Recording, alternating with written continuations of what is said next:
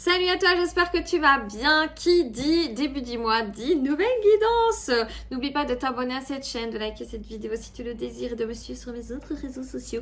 C'est parti. Alors, il y avait deux choix. Il y avait le retard et l'enfermement. Ici, on va faire l'enfermement. Et ceux et celles qui ont choisi le retard, je vous invite à aller dans l'autre vidéo. C'est parti. Alors, on te dit que depuis un certain temps, tu as pu prendre du recul par rapport à ta vie, par rapport aux gens. Tu as pu vraiment avoir ce besoin d'introspection pour peut-être méditer, pour faire le bilan de ta vie, de ce qui te plaît, de ce qui ne te plaît plus. En tout cas, ce qui est sûr, c'est que tu as vu aussi te sentir un petit peu esseulé, évité par certaines personnes. C'est possible que tu ne te sois pas senti soutenu ou soutenue. Alors, on te parle notamment d'un homme avec qui tu as eu une relation sentimentale et qui a pu un petit peu déserter ta vie. On voit vraiment que cette personne, elle a énormément changé. Alors, je pense que c'est ta vie de manière générale, mais aussi elle-même. Elle a, donc, par exemple, tu as pu, homme ou femme d'ailleurs, personne. Cette personne, elle est rentrée dans ta vie, vous aviez un espèce de train-train quotidien, puis j'ai l'impression que la personne en elle-même, elle a changé, et que forcément, l'un dans l'autre, ça a changé ta vie. Alors, on est en train de te dire que justice va être faite, et que le changement, il est plutôt d'ailleurs positif. Le miroir magique, c'est un changement extrêmement positif, et notamment dans ta communication, dans le fait de dire les choses aux gens. J'ai l'impression que si tu n'avais pas eu cette expérience, malheureusement, tu aurais continué à avoir un manque de confiance en toi. Ta projection de toi-même, comment tu te voyais, elle n'aurait pas pu évoluer. Il fallait vraiment qu'il y ait cette dynamique pour que tu puisses un petit peu évoluer. D'ailleurs, il parle d'échec et juste derrière, on a une séparation. N'oublie pas que ça peut être un enfant, un compagnon-compagne, un collègue, un ami, une amie, n'importe. On va dire que la séparation avec cette personne, c'est pas nécessairement que sentimental. Ça peut être aussi sur un plan plus amical, ok? Alors, on t'explique que prochainement, tu vas faire un voyage, même si c'est l'année prochaine, et que ça va énormément t'aider. Pourquoi? Parce que j'ai l'impression que tu dois un petit peu te défaire de certaines accusations. En gros, tu en as quand même encore gros sur la patate par rapport à ce que cette personne t'a fait. J'ai l'impression notamment qu'elle vient directement remuer un petit peu une problématique ou une blessure d'enfance et que c'est pas évident pour toi de la gérer. Et c'est peut-être pour ça aussi que tu as pris cette période d'enfermement parce que tu t'es dit, ben, finalement, les gens, on peut pas leur faire confiance, c'est toujours pareil, etc., etc. Donc là, tu t'es un petit peu senti rejeté. On voit bien que ton enfant intérieur a été bouleversé et on t'explique que tu as une responsabilité émotionnelle à prendre en charge. En gros, j'ai l'impression que tu attends quelque chose de tout à fait différent de tes relations et comme tu es dans une certaine attente, eh bien, tu es un peu déçu. On a l'impression que les gens, ils te déçoivent à chaque fois et surtout, j'ai vraiment l'impression que tu ne peux pas t'empêcher, tu vois, de te projeter dans le temps parce qu'on te conseille ici d'être vraiment dans l'instant présent, de t'ancrer. En gros, il y a une part de toi, et j'ai eu tout à l'heure le côté un peu, tu sais, projection, et on me disait que... Attends, pardon. Voilà, que tu n'arrives pas à rester dans l'instant présent, que tu dois absolument prévoir des choses tout le temps, tout le temps, tout le temps. Sauf qu'en faisant comme ça, tu es en train de t'attirer exactement ce que tu prévois. Je ne sais pas si c'est très clair, mais en gros, le fait de tout le temps te projeter, soit par rapport à ton passé, soit par rapport à ton avenir, de planifier des choses qui vont se produire, de te dire à telle personne, je suis sûre qu'elle va me faire ça, à telle personne, ta vie, à mon avis, elle doit être là-bas. Et bien, ça finit par se produire, en fait, tu vois. Alors après, c'est pas de ta faute, parce qu'on me dit que dans ta tête, c'est un espèce de brouillard, que quand tu es comme ça, tu es dans une période de crise, comme un espèce d'enfant, en fait, où tu n'as plus la notion de ce qui est bien, pas juste, pas juste. Tu es vraiment dans une phase où ton cerveau, il commence à se faire des films, tu bugs total et en fait on me dit que tu sais plus rien faire. Tu es en mode pause et tu t'empêches vraiment de vivre. Ça veut dire qu'en gros que tu passes à côté de ta vie parce que la plupart du temps, il y a vraiment un déclencheur, d'accord? On n'a pas dit que c'était nécessairement que cet homme, cette personne qu'on a vu dans les cartes avec la séparation, elle te permet d'évoluer par rapport à ce que je suis en train de t'expliquer maintenant. Mais là, ce qui est en train de se passer peut-être encore aujourd'hui ou ce qui se passait souvent avant, c'est qu'un événement ponctuel te mettait mal. Quelqu'un te disait quelque chose, paf, ça y est, tu étais en période de... Tu sais, tu vas bien, ta vie est ok, paf, il se passe quelque chose, ça y est, boum, ça y est, tu te fais un film, ça y est, tu remontes, c'est parce que ça va mieux, et puis hop, de nouveau, il y a un événement. Et en fait, tu n'arrives jamais à vivre ta vie de manière linéaire, posée, calme, à profiter de ta vie, de l'instant présent, à te dire, waouh, je suis trop bien, je suis dans le bonheur absolu, enfin, soit. Parce que tu as à chaque fois cet événement ponctuel qui boum.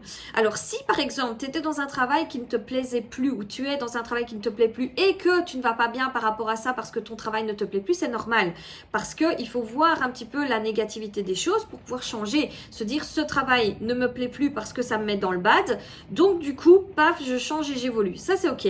Mais que ta vie dépende à chaque fois de ce que les gens font, disent, pensent, là ça devient compliqué. Je vis ma vie, mon mec il est pas rentré à l'heure, bam bam bam, je suis en dépression, je vais pas bien, hop ça va mieux. Je vis ma vie, ma belle-mère me dit quelque chose, nanana.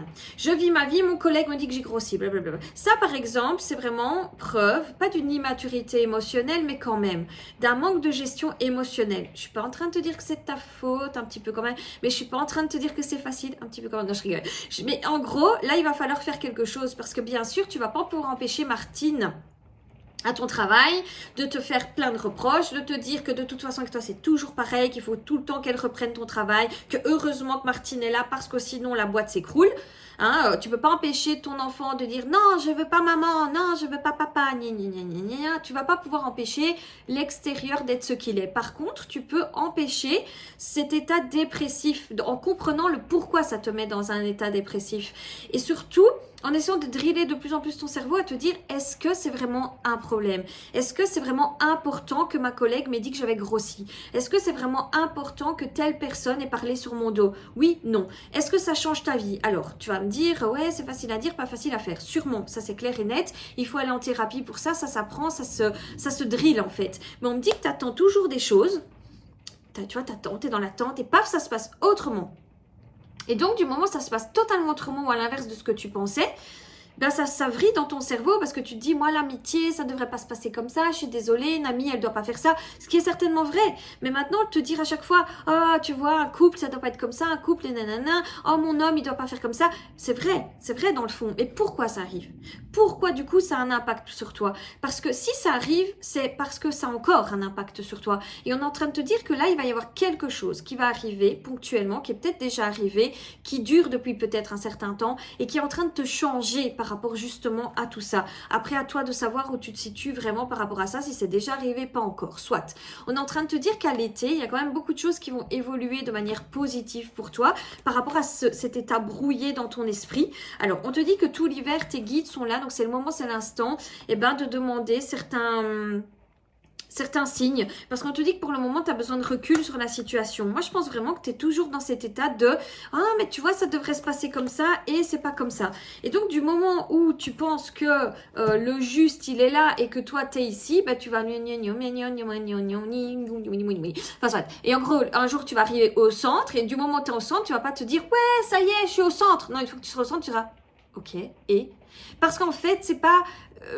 attendre que effectivement ton copain, ta copine change et qu'enfin tes amis soient plus gentils et que gna gna gna. Parce que de toute façon, même si tu te situes là, le problème il va toujours être interne. En gros, on est en train de t'expliquer, des problèmes t'en trouveras toujours. Parce que malheureusement, une fois que tu vas être là, tu vas vouloir en sortir. Et il va falloir faire ci, il va falloir faire ça. En fait, cette quête un peu de perfection autour de toi ne va jamais s'arrêter. Et donc c'est pas grave si tu me dis oui mais moi c'est important, moi j'ai besoin que les gens fonctionnent comme ça, moi j'ai besoin d'être parfaite. Quand quelqu'un me dit j'ai pris du poids, eh ben il faut que je maigrisse, c'est comme ça. Ok, tu peux, si ça te rend heureux ou heureuse, c'est ok. Si tu me dis non mais moi j'en peux plus, mon cerveau je n'en peux plus. À chaque fois il se tape des tripes, puis après je suis pas bien, je me retrouve un peu dans une zone de dépression.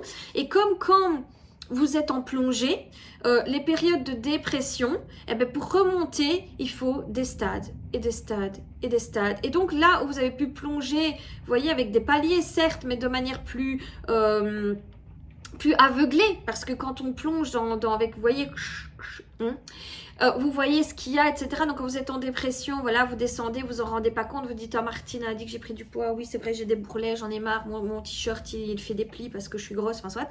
Et donc du coup après quand vous devez remonter c'est encore plus dur. Et en fait est-ce que vous remontez déjà tout le temps? Je pense que voilà vous étiez peut-être là, puis vous avez descendu, puis après vous êtes remonté, puis quelqu'un vous a remis dans le bad et en fait vous êtes toujours dans un état émotionnel où vous n'arrivez pas à trouver le bonheur. Et on est en train d'essayer de vous ouvrir les yeux et vous dire mais tu sais que la vie n'est pas infini. Tu sais que la vie, elle dépend que de toi. Est-ce que les gens ont vraiment quelque chose à dire? Vous savez qu'il y a des gens, ils vont vous critiquer, c'est ceux qui vivent le pire. Moi, j'ai une dame comme ça. Et bien en fait, elle était toujours là à critiquer, critiquer, critiquer. Et en fait, on s'est rendu compte que c'était la femme la plus malheureuse du monde. Vous comprenez? Et ça, c'est vraiment important de le comprendre, que là, il y a une décision à prendre dans votre cerveau, il y a une lumière à allumer dans votre tête, en fait, pour renaître de ce que vous avez toujours été, parce que c'est plus possible de continuer comme ça. Je veux dire, oui, vous pouvez être dans votre refuge, éviter toutes ces fameuses situations, ok? Vous allez pouvoir à un moment éviter, c'est sûr, si vous avez personne dans votre vie et que vous êtes toujours tout seul, ça va être bien. Hein. Après, c'est un désir, comme je dis. Dès que c'est un désir profond d'être seul, c'est ok. Hein. Moi, je vous parle de quand c'est pas choisi et que émotionnellement, vous le produisez pour vous protéger. Ok? On parle bien du refuge. Hein. Mais vous voyez, le refuge, ça vous enferme. C'est pas que vous êtes libre, en fait. Hein, d'accord? Donc, vous allez éviter de travailler. Vous allez vous mettre en maladie. Comme ça, vous évitez le fait qu'on vous fasse des remarques. Vous allez vous éviter de rentrer en relation avec des amis. Parce qu'au moins, ça va vous éviter d'avoir des remarques. Vous allez éviter vos enfants. Vous allez éviter les sorties. Vous allez éviter... Enfin, soit, vous allez tout éviter. Et oui. Du coup, effectivement, là, vous allez être dans une introspection telle que vous pourriez devenir Bouddha. Mais Bouddha, il crée rien. Il est là, il est en méditation toute sa journée, il manque totalement d'ancrage. Et regarde ce qu'on vous disait dans l'instant présent, chakra racine. Je vais faire comme les trucs mode. Voilà. Donc en gros, le chakra racine est important de vous ancrer, de quand même créer des choses. Et c'est vraiment de travailler sur cet aspect, telle personne me dit un truc, paf, ça a un impact sur moi. Telle personne dit un truc, ça a un impact, parce que voilà, vous êtes humain, vous n'êtes pas un robot. Forcément, ça va avoir un impact, mais si vous comprenez où cet impact vient vous percer, pourquoi ça vous fait du mal?